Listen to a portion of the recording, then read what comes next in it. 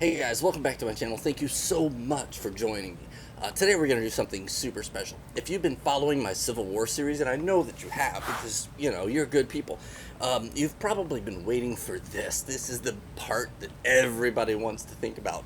What we're going to do today is we're going to do things a little differently. We're actually going to jump into my time machine and we're going to head into the future and listen in on a conversation about how the Civil War started and what led from it. I think that it's going to be a little bit more fun to do it this way and understand that this is just projections based on, the information I can gather today and the way things stand. Now, all the information in this is from accurate sources, and a lot of it's going to be surprising to you. And you may not agree with this synopsis of how I think things are going to go down, but just, again, understand we're doing this more for, entertainment, fun, and just for thought. This isn't, how it's going to happen. So, you guys hop in my time machine with me, buckle up, and here we go. Hit it.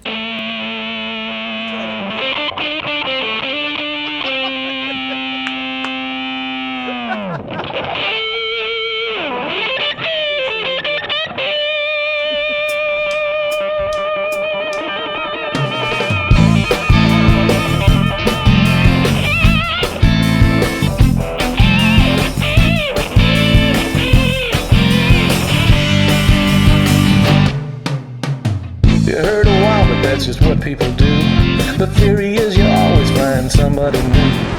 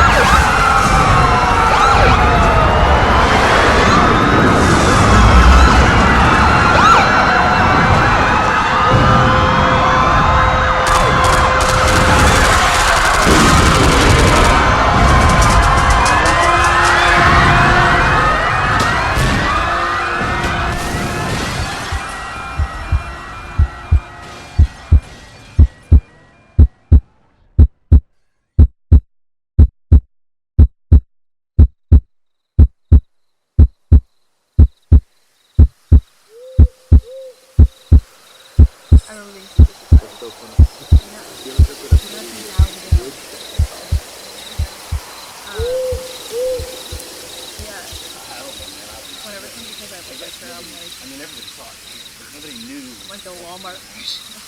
Yeah. We all thought it was going to be Republicans versus Democrats, or right wing versus left wing, but nobody really thought it was ever going to turn into what it did. Such an unexpected turnout, but I can't really complain because here we are in free America. How did it start? That's really a tough question. I got to tell you, um, it at first it felt like the government was doing the right thing. I mean, you had these terrorist attacks. They were violent terrorist attacks. There was, all these people, some of them believed to be illegal immigrants and some believed to be Saudi Arabian, and there was just all these people who just unloaded on malls. Right before Christmas, right when everybody was really stretching themselves out to buy their Christmas presents, and all this just broke loose. It was crazy, and it wasn't just in the U.S. It happened all over the place. It happened, in Canada and in Europe, and it happened, in all of the Western countries, and it was devastating. I mean, families were broken apart. There was so much heartache, so many funerals. It was horrible. It was a horrible event, and the fact that we had a Republican president at the time kind of changed the way that was perceived. When the Republican was president and these things broke free, it was easy for the government to convince everybody in the U.S. that the problem, wasn't guns. It was certain groups, certain kinds of people. And everybody was quick and easy to just jump on board the idea of, going in and routing out these terrorist cells inside the United States. So it wasn't hard for the government to do that, And normally, I would think that we would have all stood up and said, no, that's bad. But because of what had just happened, and because it had been so squarely blamed on illegals and on, just drug dealers and bad people, it made it easy to sit back and watch the government raid home after home. What we didn't recognize, and I think this is probably as much skepticism as anything, but looking back, I don't think this was put on by illegals, and I don't think this was put on by terrorists. I think that this entire event was an effort to create what we're sitting in today, to help the government run into homes and take away guns without having to actually say they were doing it. And whether that president was in on it or not, I don't know. That seems kind of crazy. It does. It doesn't seem like something a Republican would do. So, we allowed this to happen. We allowed these government agents to just go into people's homes because we sincerely believed that they were bad people, that they needed to be stripped of their guns, and they needed to be put in jail, and they were presented as terrorists, and we bought into it. We believed it because we wanted to believe it.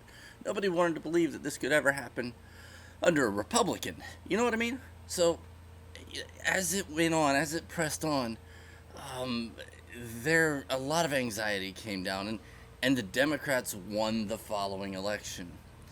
And using the power that the previous president had created, had built, to be able to go into homes and eradicate these people, they started to expand that. They started building on that.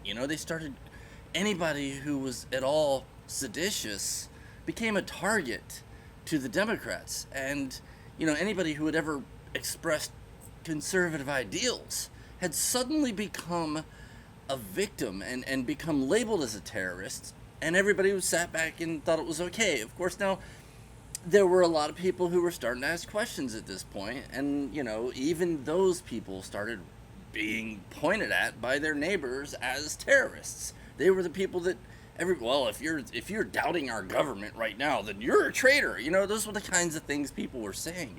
It was insane. It just started rolling downhill so fast. I couldn't believe how quickly things just escalated, and there started to be some pushback, and when these government entities would go to these homes that, or these camps or all these places where they were claiming that the people were terrorists, the people who they were claiming were terrorists would fight back, which would even further their cause, because now, when you have these government agents, these police officers, and these military squads going to these homes and being fired on by dozens of people who were held up into these homes or holed up in these homes and were, fighting for their own freedom, but everybody else saw them as terrorists already. The fact that they opened fire on these law enforcement officers made them look even more like terrorists. And it really bolstered the position of the left and of the socialist society that was tired of this bad economy. They were tired of all this violence and all this crime and not being able to get the things that they needed or they felt like they needed, So it didn't take long before those people, the government, now under Democratic control, actually went to Canada and the EU for help. They started bringing in NATO forces to start, coming to these homes in greater force. They started effectively declaring war on anyone who didn't subscribe to their vision of America. And they did it all with powers that had been built by Republicans whose only purpose was to defend the U.S. from these kinds of things. So as these forces from both, Canada and the UN and all of the Western socialists, you look at Canada and you look at the UN, you see they're all socialists. As they started to filter in and, route out dissent among the people, they started actually, it became obvious. It became super obvious, super fast that what was really happening here was a government takeover, a socialist takeover. Suddenly, we all started to realize that this wasn't about security. This wasn't about, well, it was to them, to the people who were doing it. They thought the only way to secure the United States was to rule it instead of to, operate as a confederacy as we had always done, or at least we thought we were doing leading up to this. So then what happened from there is if you were to look at a map of U.S. trade partners by state and by region, what you would see is that most of the northern U.S. had been doing all of its trade with Canada and with European countries. So this is how European countries, this is why they wanted to get involved in all this. To them, a great deal of the trade that was floating their struggling societies was coming from the northern United States. But at the same time, the southern U.S., if you looked at any of the states in the southern U.S., they were all trading mostly with China and Mexico. I know that's hard to imagine, but it's true. The truth is that, leading into this global conflict that we're in today, the Chinese and the Mexicans had a very strong foothold in trade across the southern United States, even though a lot of, civilians in the South kind of opposed the Chinese and opposed the Mexicans. The reality is that that's where all the money was coming from and going to. This is where both people were trading the most.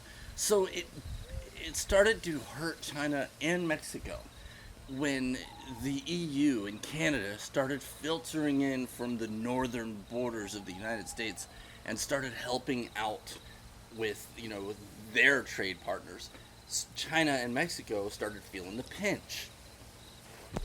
So as the North started to expand to the South and started taking over things like oil fields and the corn belt, if you looked at the distribution of the corn and the grain and a good part of the food at the time, what you would see is that, most of that was coming from the central United States, the Central Plains, and in this area that, kind of expanded up. In order to lessen the effect that the North was having on Chinese trade, the Chinese decided to move in slowly and secretively and actually start helping the southern states fight against this encroaching socialist authority. And it's weird because you would think that China, being socialist, would have, appreciated that, but their socialism relies on American capitalism, and it was important to them to keep everybody free. So that's what they did. They started trying to keep everybody free by sending in troops, secretly arming people, and working to get the southern states isolated from the northern states, working to help on that secession. At first they started using Tampa Bay's port because it was, they could bring it in through the Gulf of Mexico quietly, shuttle everything into the Tampa ports, and send it all up through the railroads and through I-75 and up into all of the joining southern states. Seeing this happen, the United States government, along with NATO, scuttled ships. Now, if you don't know what that means, they actually sunk ships for the purpose of creating a blockade against incoming vessels.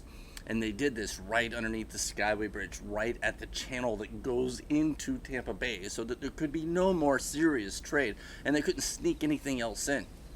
And that was crippling to the South. And so they ended up having to, the Chinese ended up having to start, going to Louisiana, which in itself brought problems because, troops from the North were able to use the Mississippi River and come down and actually, sabotage things that were happening. So what we were left with was China and Mexico came together and started funneling things in through through the Mexican border. And by going through the Mexican border, they're able to bring over all kinds of supplies because they could land them anywhere in South America and sneak them up. At first, one of the hardest things to get over was the wall. The wall was a problem. But, in time, they were able to overcome that, obviously. The wall pretty much got knocked down anywhere it needed to be. And I think it was done strategically. I'm not sure, I wasn't there, but I believe what they had done was they actually kind of broke down in certain parts where nobody could really monitor it. So that's how that worked. So they started sneaking things in up through the South and into the United States, or at least the southern United States, where they could help supply the building war effort. I mean, we're talking about food, we're talking about oil, we're talking about gasoline and machinery and camping equipment and guns and ammo was all coming in through the Mexican border in order to help us get past the threat, to be able to hold down the southern states. Now, they didn't do this for our benefit. They did this so that they could get their hands on our oil and our grain and all the things that they had been used to trading with us that mean so much to the Chinese. So now they pretty much own the Gulf of Mexico in terms of oil production. They are allied with Texas to help, split the oil between them and us, the stuff that we need and the stuff that they need. So they're helping split that, and that's kind of the trade that we've made to be able to keep this fight up against this imperial socialist force that's just been pushing its way down. Obviously the northern states needed to get a hold of a good amount of oil, although a lot of that gets supplied by Canada now for them. And a good chunk of the food is coming from the Midwest, from the grain belt, the corn belt. Although we still have a pretty good grip on some of that, we've been able to divide down the lines, and now we can actually have some corn and food for ourselves. It's working out. It's kind of, the battle lines are starting to thin and take shape, and they're pretty much running, from Southern California up over and back down through the middle of Florida. Obviously, the people in the North and the UN, they all wanted to keep New York. They wanted to keep the Eastern Seaboard. Places like Norfolk with their military bases and all that are still in their hands. And they were able to hold on to basically the entire Eastern Seaboard, all the way down to Florida. Florida is a weird place. There's not a lot here that they really wanted. So what happened with Florida is, there's a ridge, the Central Florida Ridge, that goes right down the center of Florida. That's basically the orange belt, the citrus belt. Where that ridge is, we have been able to maintain everything to the west of that ridge because, if you've ever stood up in there, you can actually see all the way to the East Coast effectively from up there. It's very tall ground by Florida standards. So we've been able to hold on to everything to the west of that, which hasn't been great for us. There's not a lot here that China or Mexico wants. There's a certain amount of produce and all, but there's really not a lot here that everybody wants. So really the only thing that we've come out of this with is, free Florida. Everything from that ridge over to the coast and up to, the southern states, where we kind of blend into the southern states, but we're not getting a lot of military presence or support down here because there's nothing here worth fighting over. The one best resource we have are some incredible springs and lots of water that we can, spread out and help people with, but we don't have a lot to offer. So we're pretty much living in an archaic society here in Florida. But it's working for us. We're getting power occasionally because the Chinese are bringing in things to help us, just to keep us on their side. But they're just not spending a lot on us. They're not investing in us. I think over time that might change, but for now, we're going to have to stay in the campground. It's too hot to sleep in houses, and it's too rainy in the summer, and there's too many storms. Okay. Is it me, or is this dude getting kind of boring? Hey guys, listen, we are back in our time. We've left the future. We're back in the year 2019, and we are going to talk about some of the things that came up here.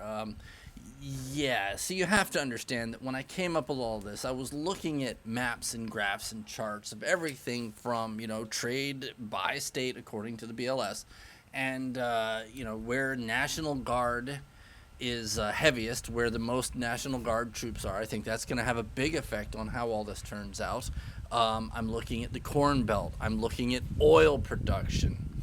I'm looking at gun manufacturing, to where most gun manufacturers are here in the southeast, and I'm looking at trade and shipments of things like ammunition and oils and things like that, all the things that play into civil wars, because you must understand that civil wars are seldom about ideals. They're almost always about resources. It's all about who's got the most to gain by helping which side win based on resources. We did not go into Iraq to help one side win and the other side lose because of ideology.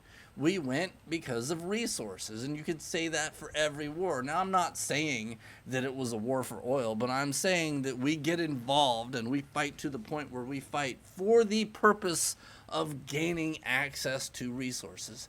And that's what's going to happen if we ever get into a civil war in the United States. We're going to be fighting with allies who have chosen to be our allies because of what we have to offer. That has always been the case in every war in history. There's never been a time when people didn't jump in with intent to gain something of it. And if you think otherwise, then you haven't studied enough history. So listen, if you guys have some arguments or complaints or disagreements, by all means, share them with me. Because the goal here is for all of us to come together and kind of predict what is coming. And it's obvious that something very serious is just over the horizon. So look, guys, thanks a lot. Thank you so much for paying attention to this. I am going to probably do more in this series, but it might be a little while because I got a lot going on right now. But please subscribe, hit like, and keep on my channel because I've got some cool stuff for you. Hey, thanks a lot, guys. I love you.